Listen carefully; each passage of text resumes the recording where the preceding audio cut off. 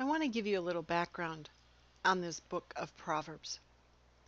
The word Proverbs are short sayings that offer general truth, a little advice, and a piece of wisdom. The book of Proverbs, which is found in the Old Testament, has 31 chapters of such sayings, and a man named King Solomon is credited for writing these words of wisdom. And there's another book in the Old Testament that I'd like to point out, and it comes just before the book of Proverbs. It is called the book of Psalms. Now, Proverbs and Psalms are somewhat similar, but they are different. Psalms are songs and poetry, praises and prayers. One of the most well known is the 23rd Psalm. The Lord is my shepherd, I shall not want. He makes me to lie down in green pastures. King David is credited for writing several of these psalms.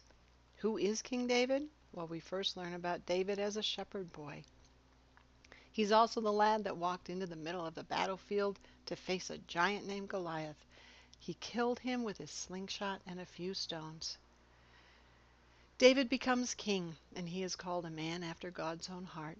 And while he is king, he makes some mistakes. One of those mistakes was when he saw a woman named Bathsheba bathing on the rooftop. He knew he had to have her. It just so happened that she was married, and David felt guilty. So he somehow justified that having her husband killed while in battle fighting for the honor of his king, which was David, would be a kingly thing to do. King Solomon just happens to be the son of King David and Bathsheba. David wrote songs, poetry, praises, and prayers, and his son wrote words of wisdom.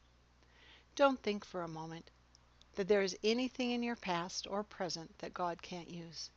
He is capable of taking all of your messes and turning them into wisdom. I'm Jeannie, and I think cows with big horns are just awesome.